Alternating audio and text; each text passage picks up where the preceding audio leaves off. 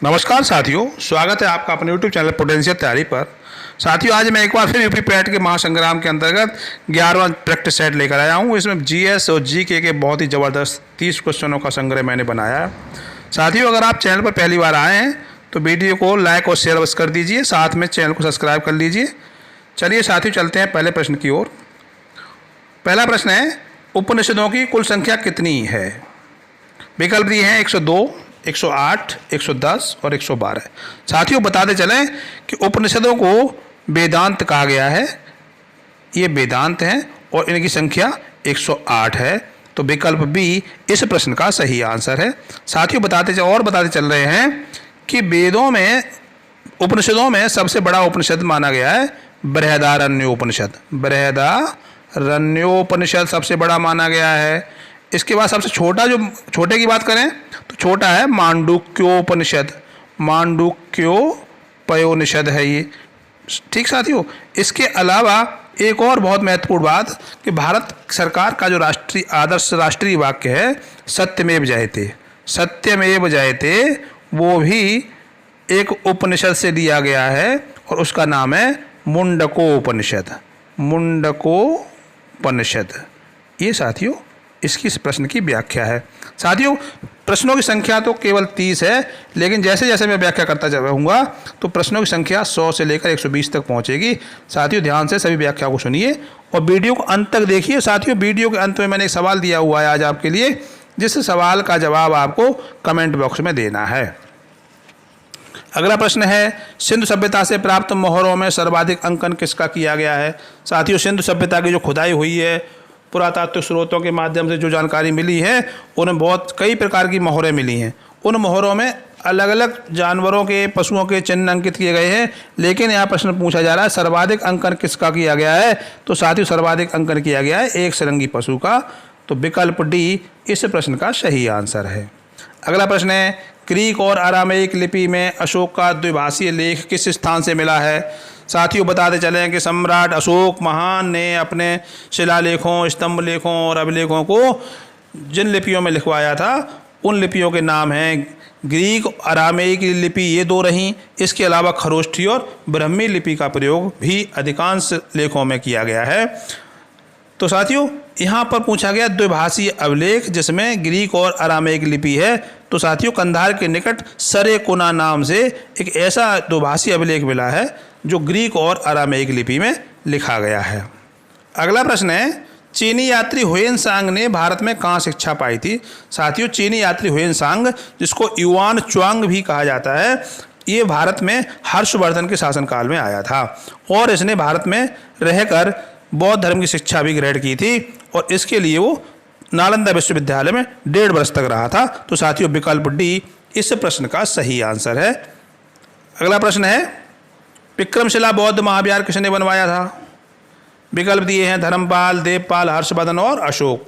तो साथियों, विक्रमशिला बौद्ध महाविहार एक विश्वविद्यालय की भांति काम करता था और यहाँ शिक्षा का एक बहुत बड़ा केंद्र था और इसका निर्माण करवाने वाला पाल वंश का शासक धर्मपाल था। तो साथियों, विकल्प ए धर्मपाल इस प्रश्न का सही आंसर है। अगला प्रश्न है, जौनपुर में स्वतंत्र राज्य की स्थापना किसने की थी?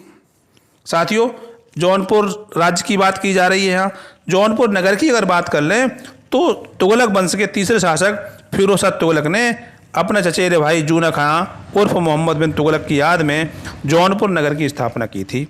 बट यहाँ बात स्वतंत्र राज्य की स्थापना की जा रही है, तो स्वतंत्र राज्य की स्थापना भी तुगलक काल में ही मलिक सरवर उर्फ ख्वाजा जहां ने कर दी थी।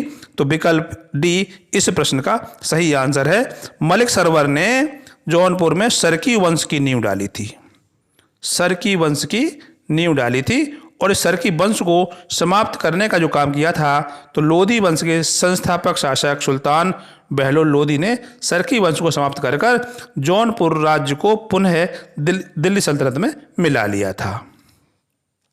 अगला प्रश्न है, कंठाभरणवाड़ी विलास की उपाधि अकबर ने किसे प्रदान की थी? विकल्प दिए हैं टोडरमल, स्वामी हरदास, फैजी और तानसेन।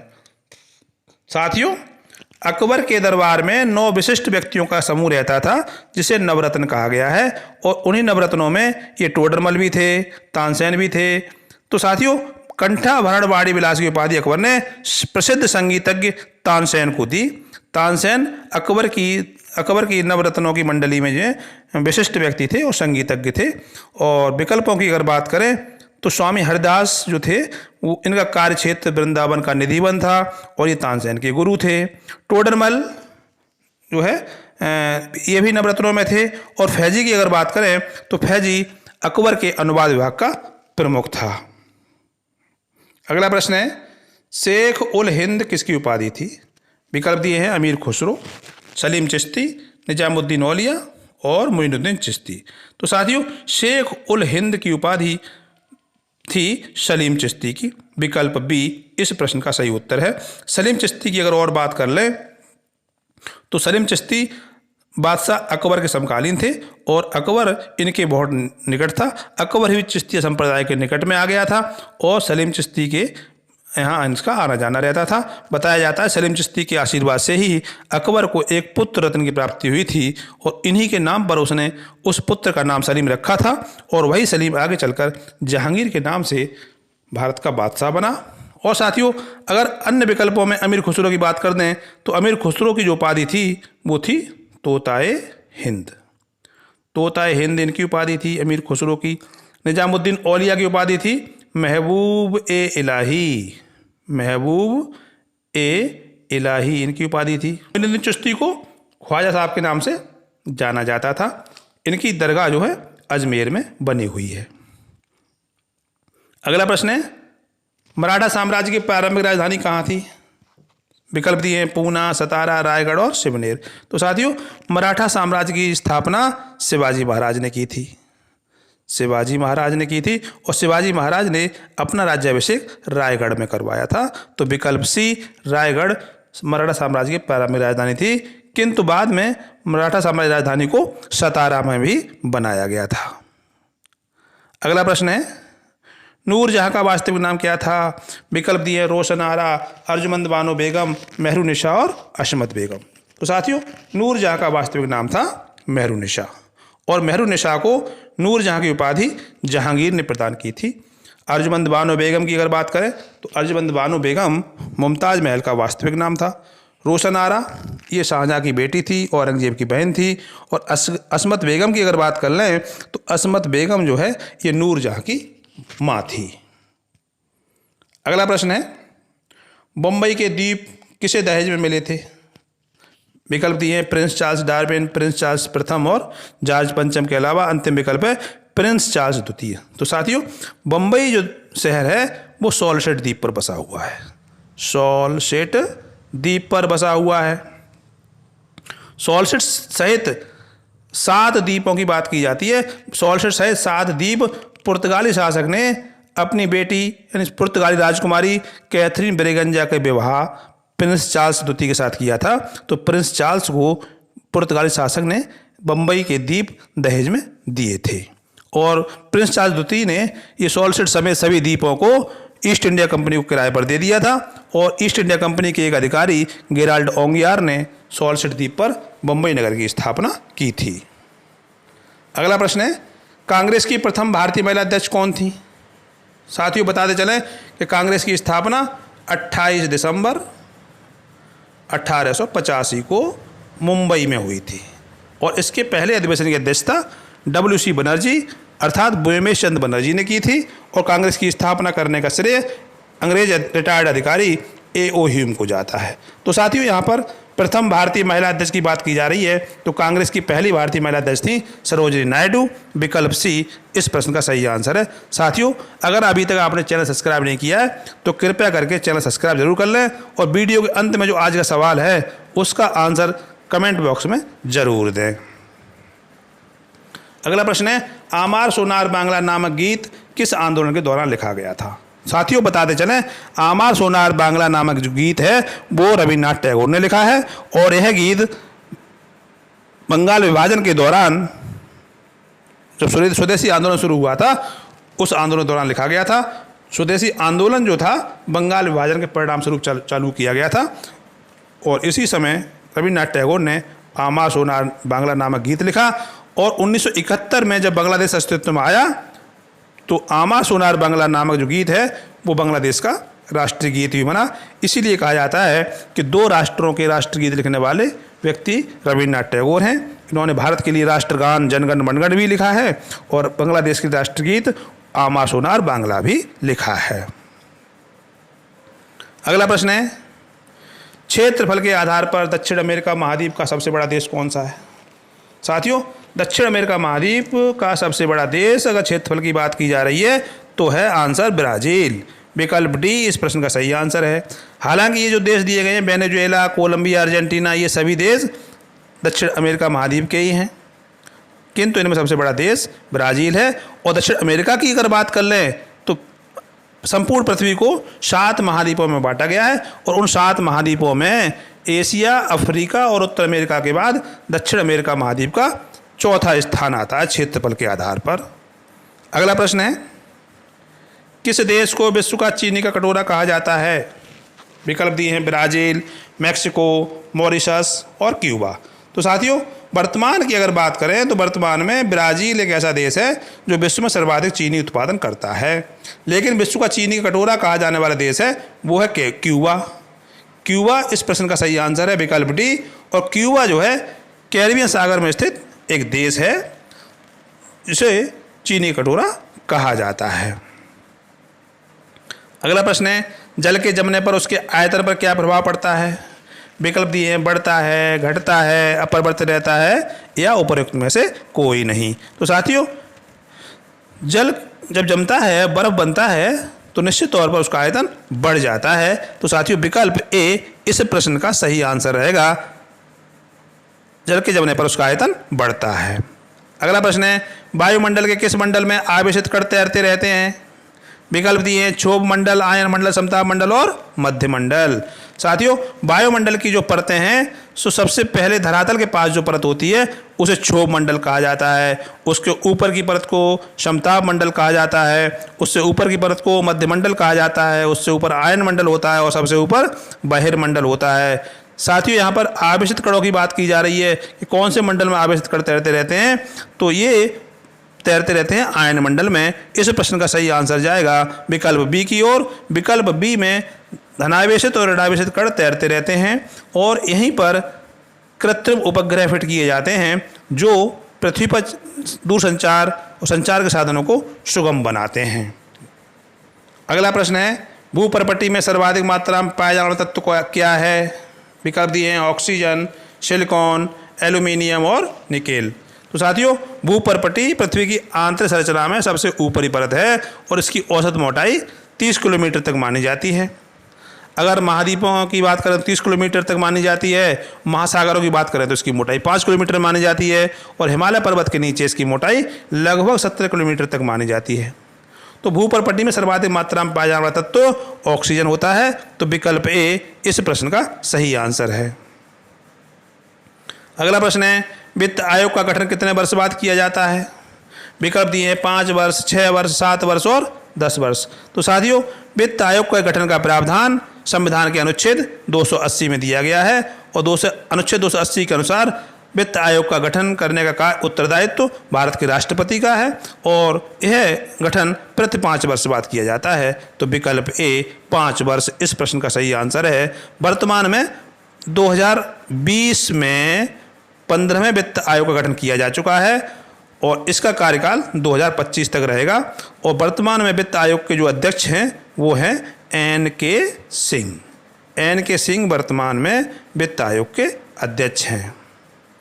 अगला प्रश्न है, पंचायतों के नियमित चुनाव कराने का दायित्व किसे दिया गया है? विकल्प दिए हैं भारत का निर्वाचन आयोग, राज्य निर्वाचन आयोग, जिला प्रशासन और मंडल आयुक्त। तो साथियों, पंचायतों के नियमित चुनाव कराने का दायित्व जो है राज्य निर्वाचन आयोग को दिया गया है। तो विकल्प बी इस प्रश्न का सही आंसर रहेगा। साथियों, बताते चलें कि संविधान के 73वें और 74वें संविधान संशोधन द्वारा पंचायतों को और नगर पालिकाओं को संवैधानिक दर्जा प्राप्त हुआ और इन्हीं संशोधनों के बाद राज्य निर्वाचन आयोग की स्थापना की गई और राज्य निर्वाचन आयोग को पंचायतों के और नगर पालिकाओं के नियमित चुनाव कराने का दायित्व सौंपा गया है। अगला प्रश्न है, विधान परिषद का सदस्य निर्वाचित होने की न्यूनतम आयु सीमा क्या है? विकल्प दिए 21 वर्ष, 25 वर्ष, 30 वर्ष और 35 वर्ष। तो साथियों विधान परिषद की बात कर लेते हैं। विधान परिषद जो है राज्य विधानमंडल का द्वितीय या उच्च सदन होता है, किंतु ये वैकल्पिक होता है। भारत के सभी राज्यों में विधान परिषद की व्यवस्था नहीं है, लेकिन जिन राज्यों में भी है वहाँ पर इसके सदस्य निर्वाचित होने की आयु सीमा 30 वर्ष निर्धारित है। न्यूनतम आयु सीमा 30 वर्ष है। 30 वर्ष का कोई व्यक्ति विधान परिषद के निर्वाचन योग्य माना जाता है।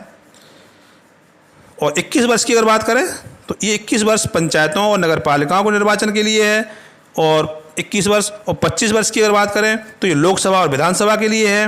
और 35 वर्ष की जो न्यूनतम आयु सीमा है वो राष्ट्रपति, उपराष्ट्रपति और राज्यपाल पद के निर्वाचन के लिए न्यूनतम आयु सीमा निर्धारित है। अगला प्रश्न है, विधानसभा में न्यूनतम सदस्य संख्या कितनी हो सकती है? साथियों भारत में प्रत्येक राज्यों के लिए विधानसभा का प्रावधान है, और भारत में वर्तमान में 28 राज्यों में एक एक विधानसभा के अलावा 3 केंद्र शासित प्रदेशों में अपनी अपनी विधानसभाएं हैं। और वो 3 केंद्र शासित प्रदेश हैं राष्ट्रीय राजधानी क्षेत्र दिल्ली, पुदुचेरी और जम्मू कश्मीर। इन केंद्र शासित प्रदेशों में भी विधानसभाएं हैं। विधानसभाओं में अधिकतम सदस्य संख्या की अगर बात की जाती तो साथियों बताते चलें, राज्य विधानसभा में अधिकतम सदस्य संख्या निर्धारित की गई है अधिकतम 500 से अधिक नहीं होनी चाहिए। और न्यूनतम की अगर यहाँ पूछा जा रहा है तो न्यूनतम संख्या 60 निर्धारित की गई है। तो विकल्प बी इस प्रश्न का सही आंसर है। अगला प्रश्न है, राज्यसभा में सर्वाधिक सदस्य किस राज्य से आते हैं? विकल्प दिए हैं उत्तर प्रदेश, मध्य प्रदेश, बिहार और महाराष्ट्र। साथियों राज्यसभा भारतीय संसद का दूसरा या उच्च सदन कहलाता है, और इसमें वर्तमान में अगर देखा जाए तो 245 सदस्य हैं, और इसकी जो अधिकतम सदस्य संख्या की सीमा है वो है 250। जो वर्तमान में अभी 245 हैं उसमें से 233 सदस्य तो राज्यों से आए हैं और 12 सदस्य राष्ट्रपति द्वारा मनोनीत किए जाते हैं। ऐसे 12 व्यक्ति मनोनीत किए जाते हैं जो साहित्य, कला, विज्ञान, समाज सेवा और सहकारिता के क्षेत्र में विशेष योग्यता रखते हैं। तो साथियों प्रश्न ये कह रहा है कि राज्यसभा में सर्वाधिक सदस्य किस राज्य से आते हैं? तो बताते चलें इस प्रश्न का सही उत्तर है उत्तर प्रदेश।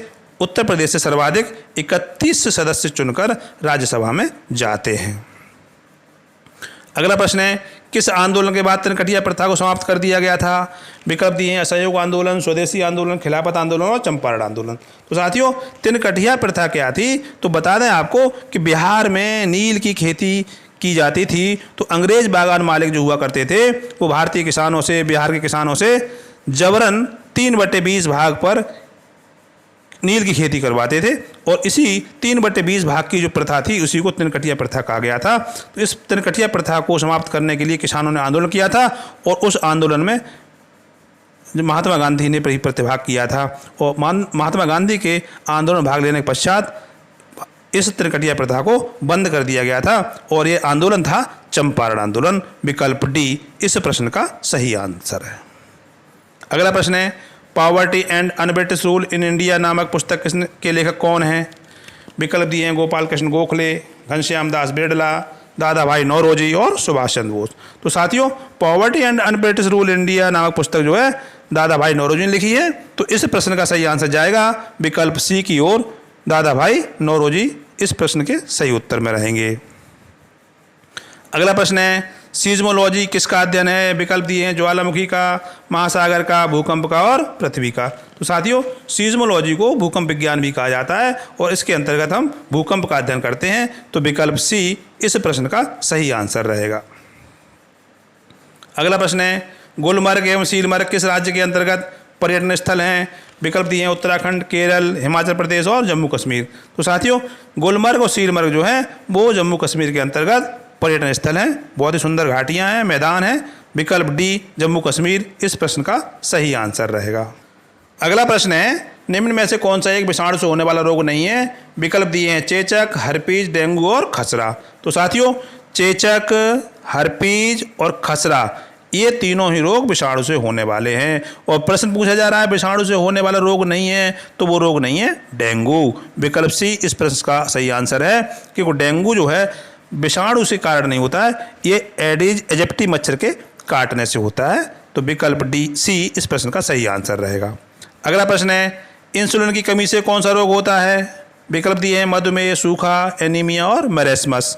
तो साथियों इंसुलिन की कमी से मधुमेह रोग होता है। विकल्प ए इस प्रश्न का सही आंसर है। और मधुमेह को ही डायबिटीज कहा जाता है, शुगर भी कहते हैं।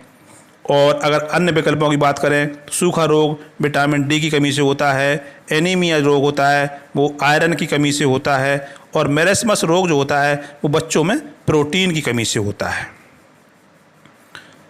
अंतिम प्रश्न है साथियों, स्पंज किस संघ का उदाहरण है? विकल्प दिए हैं मोलस्का, पोरीफेरा, एनिलिडा और आर्थ्रोपोडा। तो साथियों जो छिद्र वाले जो जंतु होते हैं उन्हें पोरीफेरा संघ में रखा जाता है। तो विकल्प बी इस प्रश्न का सही आंसर है। साथियों इसके बाद हम चलते हैं अपने आज के सवाल पर, और आज का सवाल है जिसका आंसर आपको कमेंट बॉक्स में देना है। सवाल है राज्य की कार्यपालिका का संवैधानिक प्रमुख कौन होता है? साथियों ध्यान से पढ़ने के बाद इस प्रश्न का उत्तर कमेंट बॉक्स में दीजिएगा। और अभी तक अगर आपने चैनल सब्सक्राइब नहीं किया है तो कृपया करके चैनल को सब्सक्राइब कर लीजिए और वीडियो को लाइक और शेयर अवश्य कर दीजिए।